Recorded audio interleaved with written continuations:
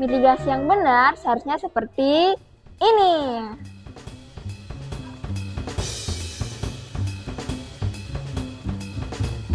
Ayo cepat Bapak Ibu anak-anak, lewat sini. Ayo cepat. Selamatkan diri kalian. Ayo cepat. Ayo cepat. Halo Bapak Madam, ada kebakaran. Buka jalan.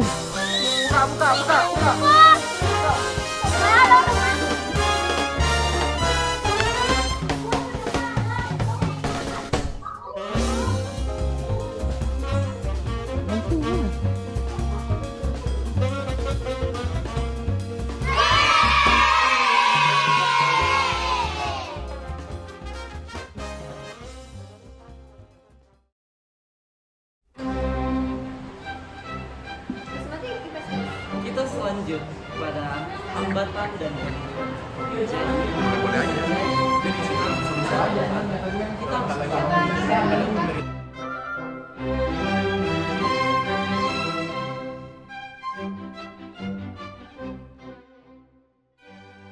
Korsleting listrik merupakan salah satu penyebab dari gangguan, terutama dalam kasus kebakaran. Korsleting listrik dapat terjadi akibat adanya aliran listrik yang tidak stabil, yang kemudian menimbulkan percikan dan menyebar dan membakar seluruh bangunan yang ada di sekitarnya. Kebakaran yang diakibatkan oleh korsleting ini tidak hanya merusak fisik infrastruktur seperti rumah dan tempat usaha, namun juga berdampak luas bagi bidang ekonomi dan sosial. Di bidang ekonomi sendiri, kebakaran ini menyebabkan kerugian yang sangat besar yang seringkali kita tidak dapat hindari akibat kerusakan aset. Lalu, kebakaran ini juga menyebabkan proses perdagangan tidak berjalan dengan langsung serta menghambat hasil tempat pencarian ke sumber kehidupan. Lalu bagi bidang sosial sendiri, hal ini menyebabkan masyarakat yang terdampak mengalami kesulitan seperti kehilangan tempat tinggal dan tempat usaha serta terganggunya akses terhadap layanan publik. Namun, masalah ini juga menimbulkan berbagai hambatan. Dalam bidang ekonomi sendiri, kebakaran ini menyebabkan beberapa stok barang habis terbakar, sehingga toko tidak dapat beroperasi dengan optimal. Lalu, di bidang sosial sendiri, kebakaran ini mengakibatkan banyak korban sehingga menyebabkan beberapa penyakit pernapasan bagi masyarakat. Nah, dan juga hal ini memicu kemacetan lalu lintas yang terjadi di sekitaran Pasar Bolu. Kebakaran yang terjadi di Pasar Bolu merupakan kebakaran yang disebabkan oleh karena adanya gangguan listrik yang menyebabkan korsleting listrik atau yang dikenal dengan istilah short circuit. Jadi, ini bisa terjadi dan ini adalah situasi di mana arus listrik itu mengalir melalui jalur yang lebih pendek dari yang seharusnya karena menghindari bagian dari rangkaian yang memiliki hambatan tertentu atau yang terjadi kerusakan. Kondisi ini terjadi ketika dua konduktor yang seharusnya dipisahkan oleh isolasi tiba-tiba bersentuhan, maka mengakibatkan hambatan pada arus listrik yang sangat besar mengalir melalui jalur-jalur tersebut, menghasilkan panas berlebih yang dapat menyebabkan kerusakan pada peralatan hingga terjadi kebakaran atau ledakan yang besar. Kita selanjut pada hambatan dan gangguan. Jadi, ini terjadi pertama karena hambatan. Kita harus mengetahui terlebih dahulu apa yang dimaksud hambatan. Jadi hambatan adalah segala sesuatu yang menghalangi atau memperlambat tercapainya suatu tujuan, guys. Jadi ini tuh biasanya bersifat internal dan bersifat mengganggu proses sehingga membuatnya terhenti dan terganggu. Kita masuk pada poin yang pertama, yaitu gangguan pada aktivitas ekonomi. Tentunya pada saat kebakaran terjadi tidak hanya rumah, guys, tapi juga ruko, tempat penjualan barang-barang dan segala kebutuhan pokok masyarakat di Bolu pada saat itu. Sehingga itu kemudian menjadi hambatan utama dalam keberlangsungan ekonomi masyarakat setempat karena proses jual beli tidak berjalan seperti biasa. Selanjutnya, kehilangan tempat tinggal. Jadi beberapa keluarga kemudian mengevakuasi dirinya dengan akibat kebakaran tersebut, guys. Jadi mereka mengungsi nih. Nah, karena itu Hal ini menjadi hambatan dalam menjalankan kehidupan mereka sehari-hari karena tidak normal lagi, karena mereka itu bukan hanya sekeluarga aja, namun semua keluarga dan aktivitas dalam keluarganya pun seolah-olah tidak normal lagi karena hal ini terjadi. Selanjutnya kita masuk pada poin yang ketiga, yaitu kerugian material besar. Tidak hanya 1.000 doang, tapi miliaran guys. Jadi miliaran kerugian yang terjadi di Bolu. Jadi ini kemudian menyebabkan hambatan dalam pemulihan ekonomi, baik bagi individu maupun komunitas. Selanjutnya adalah gangguan. Kita ketahui terlebih dahulu apa ya yang dimaksud gangguan. Jadi gangguan adalah hal-hal yang bersifat mengacaukan, mengusik, dan menyebabkan ketidaknyamanan. Biasanya ini tuh lebih mengarah kepada psikologis seseorang dan sosial. Kita masuk pada poin yang pertama pada gangguan, yaitu gangguan pada kepanikan dan trauma. Tentunya kebakaran ini tuh terjadi tiba-tiba. Kita tidak tahu, tidak ada alarm yang berbunyi karena ini tuh menjalar cepat dan menimbulkan kepanikan di tengah warga. Trauma juga menjadi gangguan psikologis yang mengganggu rasa aman masyarakat. Selanjutnya, poin kedua, rasa aman terganggu. Peristiwa kebakaran menyebabkan masyarakat, khususnya pedagang dan warga sekitar itu, merasa tidak aman. Kekhawatiran akan terulangnya kejadian ini lagi menyebabkan rasa aman mereka itu kurang begitu. Sehingga rasa aman pada diri mereka, baik pada pedagang maupun pada masyarakat setempat itu menjadi lebih berwaspada dan tidak nyaman di setiap waktu.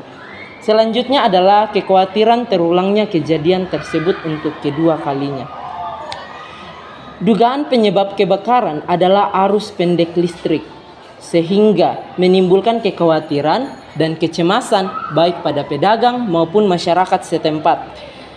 Jadi masyarakat tuh memiliki kekhawatiran dan kecemasan berlebihan akibat korsleting listrik ini, sehingga mereka itu memiliki kecemasan yang berlebihan terhadap peristiwa ini. Kemudian selanjutnya adalah gangguan sosial. Terjadinya kebakaran menyebabkan aktivitas sosial masyarakat terganggu, seperti kebutuhan akan bantuan sosial, penampungan sementara, dan interaksi sosial yang terhambat. Jadi sedalam solusi hambatan, dalam hal ekonomi, kadang-kadang pemerintah atau lembaga memberikan bantuan berupa uang tunai kepada para pengusaha-pengusaha yang terdampak. Dalam hal tempat tinggal, dinas sosial kadang-kadang memberikan tempat tinggal sementara bagi para korban yang terkena kebakaran tersebut. Dan kadang-kadang orang yang mendapatkan kerugian yang besar ataupun kerugian yang lumayan berdampak ke ekonomi mereka bisa mengambil yang namanya perlindungan asuransi. Asuransi ini penting, dia bisa mendorong para rakyat untuk bisa melakukan aksi sosial seperti crowdfunding. Itu bisa membantu para korbannya secara langsung dengan memberi uang kepada orang yang terdampak pada kebakaran ini. Dari peristiwa ini juga terdapat kaitannya dengan keutuhan NKRI. Yang pertama itu distribusi ekonomi dan keadilan sosial. Bantuan tunai ataupun rehabilitas usaha untuk pedagang dan rehabilitas rumah bagi orang yang terdampak yang dilakukan oleh dinas sosial itu mencerminkan peran negara dalam melindungi rakyatnya, terutama bagi kelompok yang rentan. Ketika rakyat merasa diperhatikan, kepercayaan mereka terhadap pemerintah dan rasa nasionalisme mereka semakin meningkat, sehingga mengurangi potensi konflik yang terjadi di lingkungan masyarakat. Kemudian yang kedua, kerjasama dan solidaritas yang sesuai dengan sila yang ketiga. Aksi sosial ataupun pengelolaan dana bersama dan partisipasi masyarakat dalam pemulihan menunjukkan semangat gotong royong yang dimiliki oleh bangsa Indonesia. Dan juga akibat dari kejadian ini, akan banyak dari masyarakat yang lebih aware terhadap asuransi. Maka dari itu, asuransi mandiri akan lebih banyak dipromosikan setelah peristiwa ini untuk menandakan kesadaran kolektif untuk saling melindungi satu sama lain. Dan ini juga mencerminkan semangat negara kesatuan Republik Indonesia. Kemudian yang ketiga yaitu pertahanan nasional melalui pencegahan krisis. Pemeriksaan instalasi listrik dan edukasi pasca bencana ataupun dalam mitigasi kebakaran oleh pemerintah ataupun publik merupakan bentuk pencegahan struktural untuk mengurangi risiko bencana di masa depan. Kemudian, sebagai negara yang dapat memberikan perlindungan fisik maupun psikologis dari krisis adalah negara yang menciptakan stabilitas jangka panjang dan dengan demikian akan menguntungkan integritas negara kesatuan Republik Indonesia. Dan yang terakhir merupakan pemulihan psikologis dan dukungan sosial.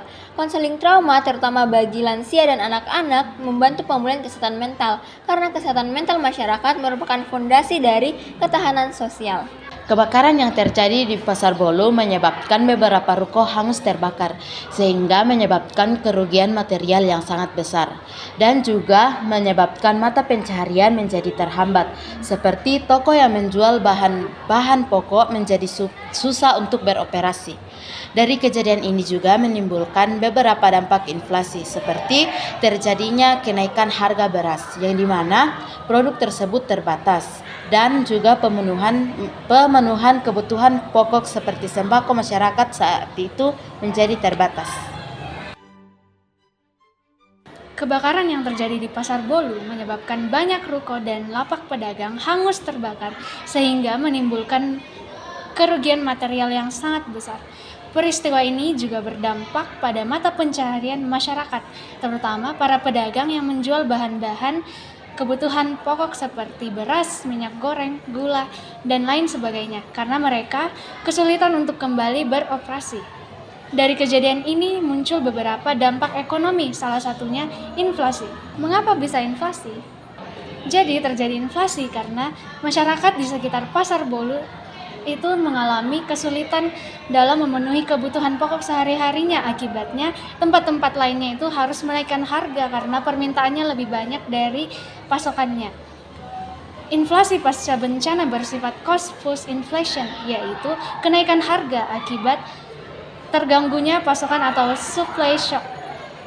Dampaknya akan lebih berat lagi bagi lapisan bawah karena proporsi pengeluaran untuk kebutuhan pokoknya itu lebih besar. Kemudian dampak dari bidang ekonomi juga akan memengaruhi lapisan masyarakat.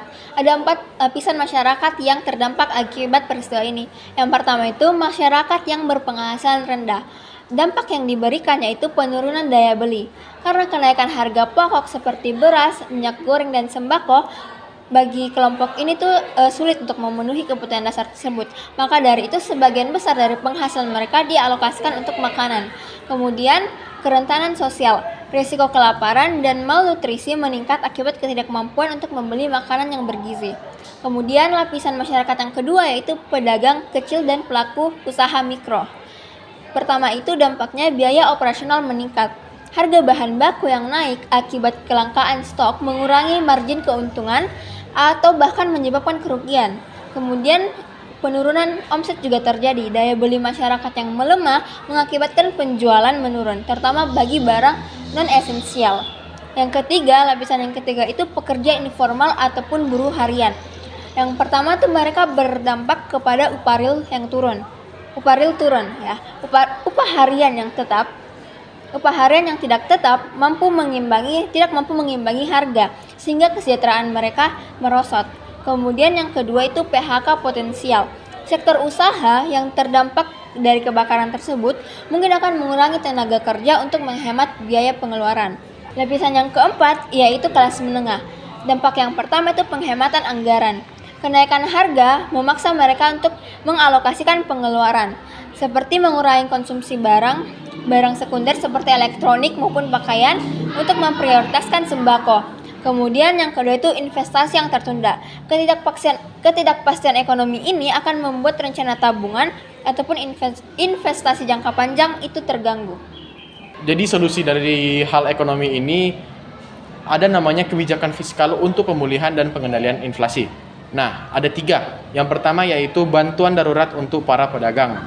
Bisa dibantu dengan subsidi atau pinjaman tanpa bunga untuk membangun kembali kios. Yang kedua, bantuan modal kerja agar pedagang cepat beroperasi kembali. Nah, yang kedua ini pembangunan infrastruktur pasar, yaitu memperbaiki pasar dengan cepat untuk memulihkan distribusi. Dan yang ketiga, bantuan tunai bersyarat atau conditional cash transfer. Conditional cash transfer.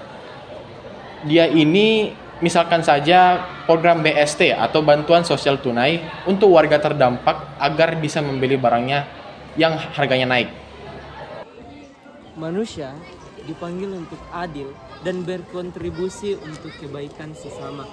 Seperti pada Amsal 31 ayat 9 dan Mika ayat 6 pasal 6 ayat 8. Jadi ini tuh berakar pada penciptaan, kejatuhan, penebusan, dan pemulihan.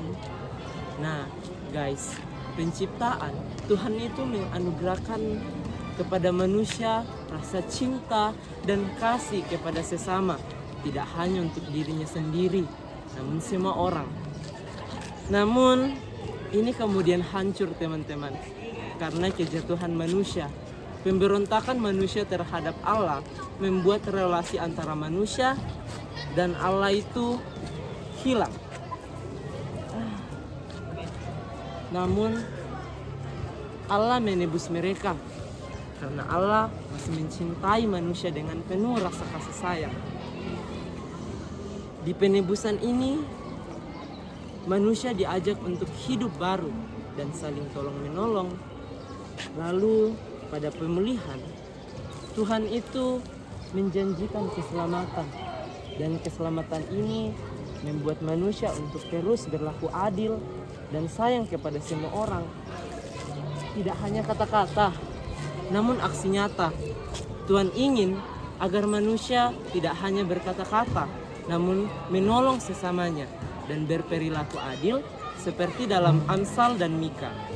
Untuk itu teman-teman, ke depannya ketika teman-teman kita, kerabat kita, atau semuanya orang yang tidak kita kenal, mereka membutuhkan untuk ditolong, maka kita harus menolong mereka seperti Tuhan menolong kita dalam penebusan.